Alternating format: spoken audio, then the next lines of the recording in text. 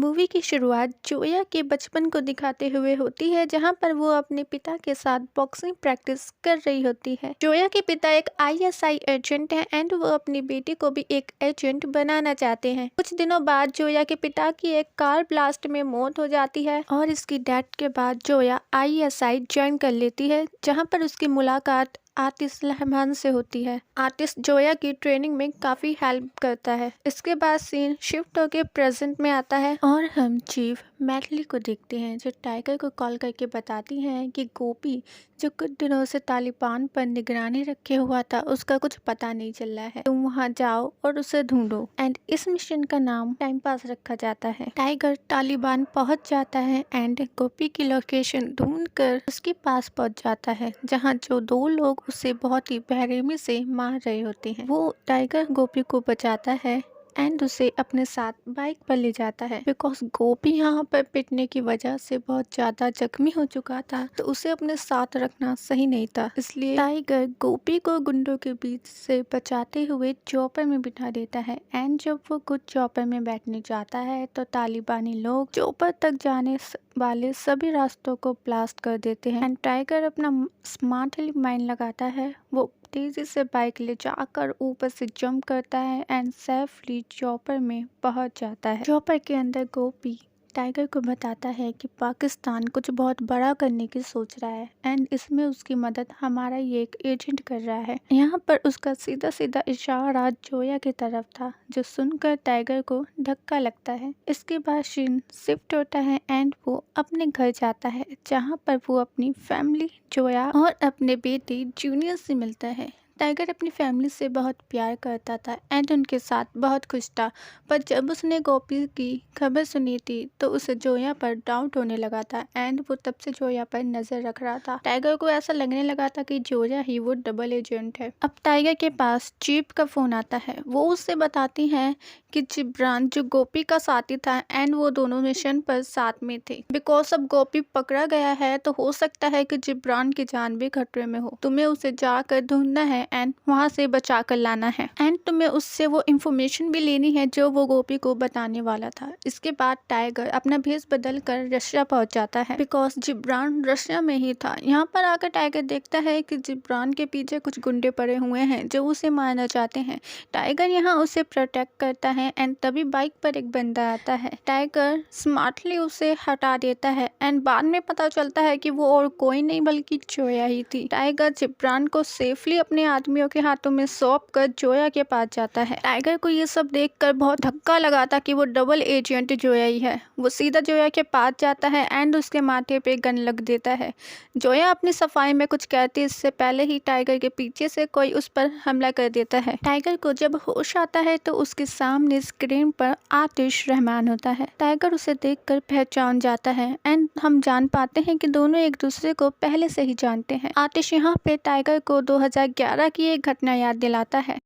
घटना ये थी कि लंदन में भारत और पाकिस्तान के बीच एक पीस समिट होने वाला था, जहाँ पर आतिश जोया के हाथों इंडिया के चीफ को मरवाना चाहता था, पर जोया ने यह कहकर मना कर दिया कि वो पाकिस्तान की एजेंट है, ना कि आतिश की। और जोया आतिश को भी ये इल्लीगल काम करने से मना कर देती है, पर आतिश भारत से बहुत ज़्यादा नफरत करता था। आतिश जो नफरत में इतना खो गया था, इसलिए उस चीफ को मारने का काम अपनी वाइफ को दे दिया, जो कि एक प्रेग्नेंट भी थी। पर जोया को ये सब पता चल गया एंड उसने ये सारी खबर रो को जाकर दे दी। रो ने चीफ को बचाने के लिए टाइगर को भेजा, जहाँ टाइगर ने चीफ को बचा लिया एंड आतिश की वाइफ को मार डाला। आतिश भी इस शादी में रेड हैंड्स पकड़ा गया था, इसलिए उस पर भी कार्रवाई की गई। इसके बाद कहानी प्रेजेंट में शिफ्ट होती है, इसलिए आतिश अपनी वाइफ एंड अपने बच्चे की मौत का बदला टाइगर से लेना चाहता है। वो यहाँ पे टाइगर को बताता है कि उसने टाइगर के बेटे जूनियर को किडनैप कर लिया है एंड उसे एक ऐसा इंजेक्शन दिया है जो हर 24 घंटे में उसे देना जरूरी है, नहीं तो वो मारा जाएगा। एंड वो जोया और टाइगर को ये बोलता है कि तुम्हें मेरा एक काम करना होगा, नहीं तो मैं तुम्हें वो इंजेक्शन नहीं दूंगा। अब अपने बेटे की जान बचाने के लिए दोनों ये काम करने के लिए निकल जाते हैं। टाइगर एंड जोया तुर्की जाते हैं, जहां पर उन्हें एक ब्रीफकेस को चुराना था। अब बिकॉज ये काम बहुत ही जोखिम भरा था, इसलिए वो दोनों इसे अकेला नहीं कर सकते थे। इसलिए टाइगर इंडिया कॉल करके अपने रो के एजेंट को बुला लेता है एंड उन्हें ये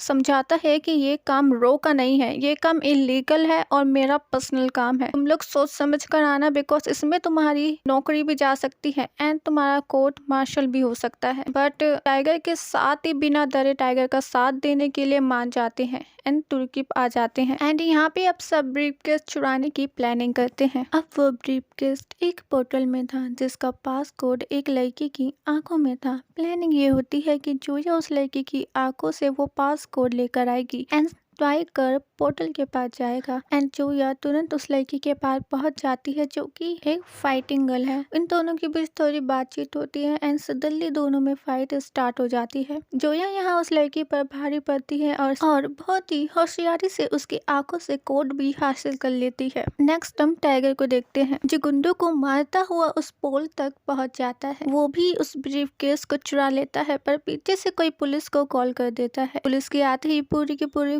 पुलिस फोर्स टाइगर के पीछे पड़ जाती है एंड यहाँ पर टाइगर को सरेंडर करना पड़ता है। पर सरेंडर करने से पहले ही टाइगर ने उस ब्रीफकेस को करण को दे दिया था एंड करण ने उसे जोया तक पहुंचा दिया था एंड जोया उस ब्रीफकेस को आतिश को देने जाती है। यहाँ हमें पता चलता है कि चाइना ने पाकिस्तान को कुछ न्यूक्लियर मिसाइल देनी थी जिनके कोड इस ब्रीफकेस में थे जो आतिश पाना चाहता था। यहाँ पे हम देखते हैं कि पाकिस्तानी पुलिस टाइगर को अपने साथ ले जाती है एंड उसे पाकिस्तानी जेल में बंद कर देती है। इंडियन सरकार ने भी अपने हाथ खड़े कर दिए थे एंड उन्होंने कहा था कि टाइगर के साथ जो चाहे वो करो। पाकिस्तान सरकार टाइगर को मारना चाहती थी एंड उसे फांसी की सजा सुना देती है। पर इससे पहले आतिश जेल में टाइगर से मिलने आता है। यहाँ आतिश टाइगर से बोलता है कि मुझे ब्रीफकेस मिल गया है जिसमें कोड है एंड तुम्हारा बेटा सेव है और जोया के साथ में है। मैं तो तुम्हें चाहता तो बहुत पहले मार देता था पर मैं तुम्हें देशद्रोही साबित करना चाहता था जो कि मैंने कर दिया है। आगे हम देखते हैं कि टाइगर के 3 साथियों को भी इंडियन पुलिस हिरासत में ले लेती है क्योंकि वो भी टाइगर के साथ शामिल थे।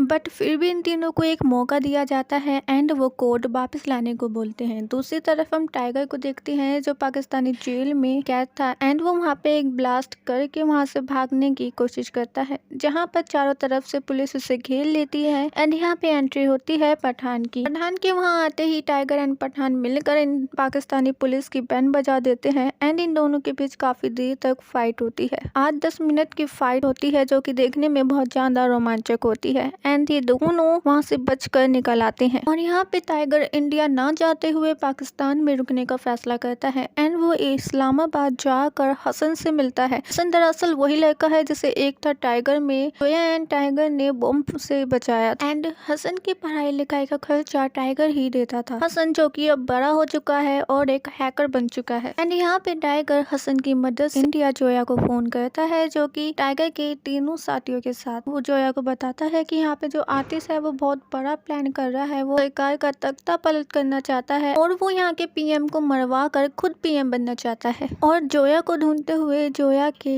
आईएसआई एजेंट भी आ गए थे। यहाँ इंडियन रो एंड पाकिस्तानी आईएसआई एजेंट एक हो जाते हैं क्योंकि यहाँ पे खतरा इंडिया या पाकिस्तान से नहीं है बल्कि आतिश से है जो इंडिया को बर्बाद करना चाहता है एंड उसकी वजह से पाकिस्तान का भी नाम खराब हो रहा है। और आज 14 अगस्त है। आज ही के दिन पाकिस्तान आजाद हुआ था। आज के दिन प्राइम मिनिस्टर एक स्पीच देने वाली थी जहाँ पर पाकिस्तान के जनरल हक पीएम को मरवा कर आतिश को उनके पद पर बिठाने वाला था। यहाँ पर टाइगर एंड जोया की टीम ने पीएम ऑफिस के अंदर घुसने का प्लान बना लिया था। वो दोनों स्टाफ के रूप में अंदर जाने वाले थे एंड कई हद तक इनकी प्लानिंग पूरी भी होती नजर आती है। पर यहाँ पे जनरल हक के सिपाही पीएम ऑफिस के अंदर घुसने लगते हैं बिकॉज वो यहाँ की पीएम को मारना चाहते थे। बट इनसे पहले ही टाइगर पीएम के पास पहुंच जाता है एंड उन्हें सारी प्लानिंग बता देता है। वो बताता है कि आपके ऊपर हमला होने वाला है एंड आप कहीं चलना आपको मारने वाला है एंड वो पीएम को ले जाकर पीएम ऑफिस के ही एक बंकर में छुपा देता है। साथ ही पीएम के साथ टाइगर जोया को भेजता है। जब ये दोनों जा रहे होते हैं तो इनके ऊपर जनरल के सिपाही हमला करते हैं। यहाँ पे जोया एंड उसके साथी मिल मिलकर उन पर भारी पड़ते हैं। दूसरी तरफ टाइगर के ऊपर भी इनके सिपाही हमला कर देते हैं, बट टाइगर एंड उसके साथी मिलकर इन सबको हरा देते हैं।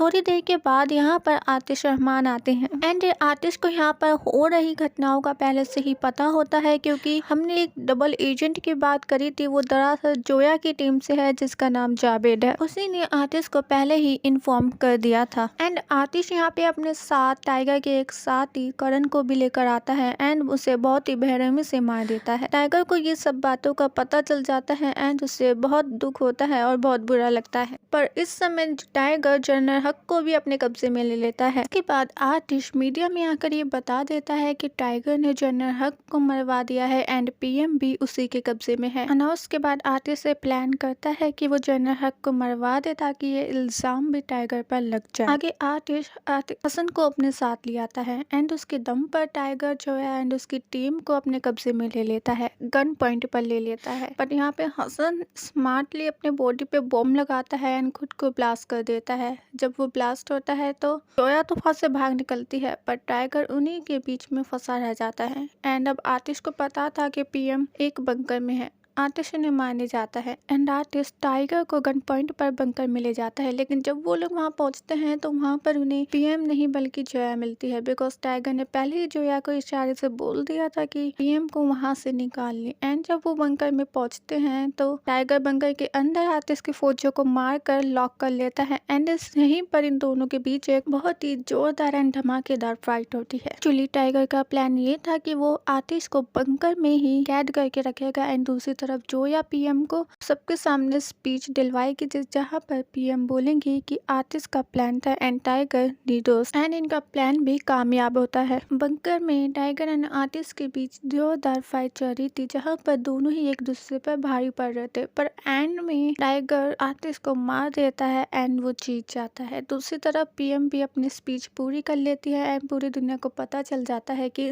ये सारी प्लानिंग आतिश की थी। इंडिया सरकार भी इन दोनों को निर्दोष साबित करती है एंड टाइगर अपनी फैमिली के पास वापस पहुंच जाता है एंड हैप्पीली अपनी लाइफ एंजॉय करता है।